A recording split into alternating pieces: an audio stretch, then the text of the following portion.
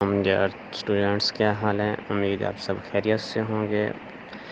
آج ہم 8601 کی ویڈیو بنانے جا رہے ہیں، جس میں امپورٹنٹ کویسچنز بتائے جائیں گے اور انہی کو ہی پریپیئر کر لیں تو انشاءاللہ آپ آسانی سے پیپر پاس کر سکتے ہیں۔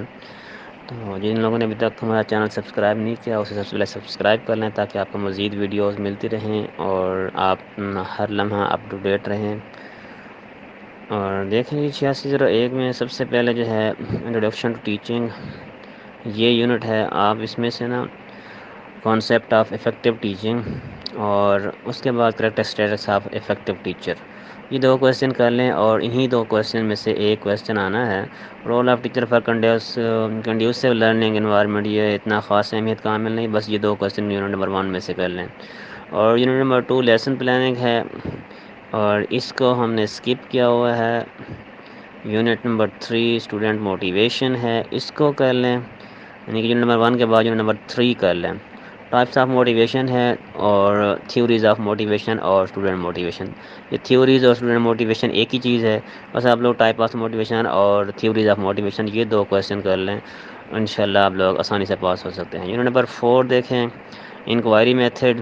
انکوائری میتھڈ میں آپ لوگوں نے کیا کرنا ہے جی، ایک تو انڈکٹیو ڈیٹیکٹیو میتھڈ آ جائے گا اور دوسرا ہے کہ سائنٹیفک میتھڈ، یہ آ جائے گا۔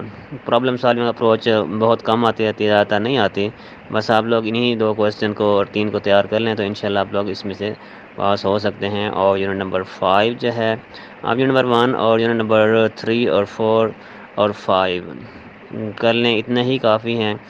اگر چھٹا کرنا چاہیں تو ایک چھٹا کر لیں، اگر نہیں تو پہلے 5 یونٹ کر لیں تو آپ کے لیے کافی ہیں۔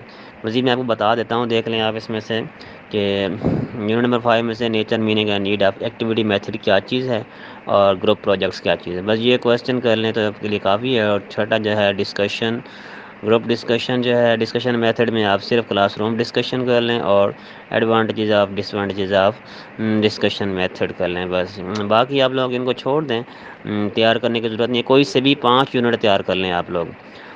کبھی چھٹا 7واں اور 8واں مت کیجیے گا، اگر 7واں اور 8واں کرنا ہے تو پھر دونوں کرنے پڑیں گے، ورنہ ہر یونٹ میں سے ایک کویسچن آتا ہوتا ہے، تو آپ اگر ان 9 یونٹ میں سے کوئی سے بھی 5 یونٹ اگر جو آپ کو ایزی لگیں وہ ان میں سے کر لیں تو انشاءاللہ آپ لوگ آسانی سے پاس کر جائیں گے۔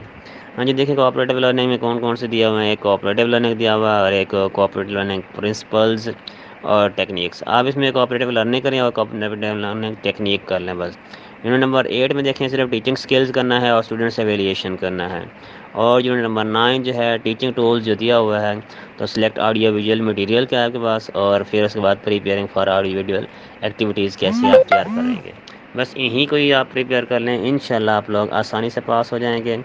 دعاؤں میں یاد رکھیے گا۔ اللہ حافظ۔